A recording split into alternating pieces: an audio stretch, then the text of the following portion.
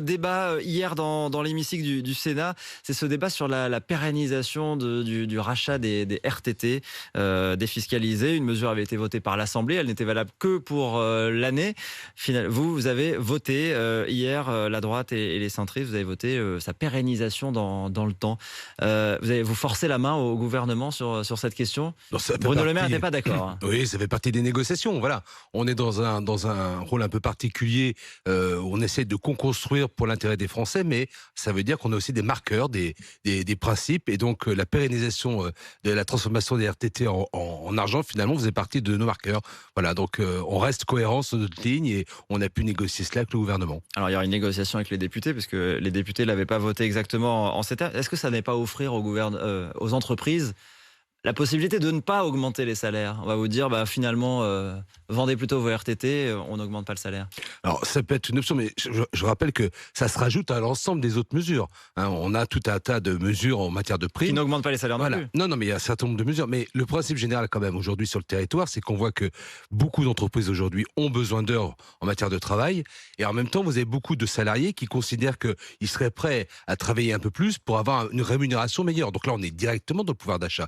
Moi, j'ai des amis qui ont un stock de RTT parce qu'ils sont pas capables aujourd'hui ou ne le souhaitent pas prendre ces jours. Et donc, le jour où ils vont apprendre qu'on peut le transformer en argent, en monnaie, en rémunération, je peux vous dire, ils signent sur la feuille tous les jours. Donc, on est vraiment, pour moi, vraiment dans une mesure directe, concrète, d'augmentation du pouvoir d'achat. Et ce, dès le mois prochain. Hier, l'idée d'une taxe exceptionnelle sur les superprofits est aussi revenue dans le débat au Sénat. Vous avez voté contre aux côtés du gouvernement, donc la mesure a été rejetée comme elle avait été rejetée à l'Assemblée. Mais les centristes, vos alliés au Sénat, défendaient une taxe exceptionnelle sur les entreprises, sur toutes les entreprises qui ont dégagé un bénéfice de plus de 20% cette année. En gros, avec ce discours, on a beaucoup aidé les entreprises pendant la crise du Covid. Aujourd'hui, les entreprises qui vont bien, c'est leur tour de contribuer. Vous n'êtes pas d'accord avec ça? Alors, il y a deux aspects. D'abord, je pense que c'est avant tout une bonne idée. Le principe général, humainement, lorsqu'on voit ces super profits, on peut comprendre qu'il y a une volonté, qu'il y a un retour pour l'ensemble des Français. Sauf que la réalité, elle n'est pas celle-ci.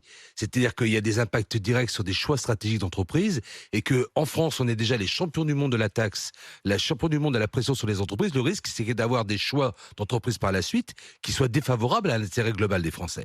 Ça, c'est le premier point. Et le deuxième point concernant globalement le retour, on a un certain nombre d'entreprises aujourd'hui qui ont pris des mesures. Je prends l'exemple de Total en matière de coûts à la pompe. Enfin, on a un certain nombre d'entreprises aujourd'hui qui se mobilisent. On a des entreprises qui font également de la relocalisation. Voilà, je crois que... Enfin, les 20 centimes à la pompe, ça coûte 500 millions d'euros. La gauche qui défendait aussi un amendement estimait qu'on pouvait récupérer 4 milliards d'euros chez Total. Oui, donc mais 4 milliards, et pourquoi pas plus? Enfin, c'est ce que font les Anglais. Oui, mais dans quelle démocratie on est? Donc, on est, nous, dans une logique aujourd'hui. À l'étranger, ça existe. Non, mais il y a plein de choses qui existent à l'étranger. Simplement, c'est un équilibre général. C'est-à-dire que, à la fois, on a une relation particulière. À l'étranger, ça existe. Par contre, en France, on taxe déjà les plus. Enfin voilà. Donc, je suis pas sûr qu'en Angleterre, si vous prenez le taux de prélèvement, il n'est pas le même. Donc, on peut imaginer qu'il y a des ressorts pour pouvoir gérer des prélèvements exceptionnels. Voilà. Donc, on est vraiment dans un principe général. Je vous dis, c'est une bonne idée. C'est-à-dire, humainement, on le comprend, mais en réalité, la réalité est beaucoup plus complexe, avec des impacts économiques qui pourraient être plutôt négatifs sur l'ensemble de la société. C'est ce que vous nous dites.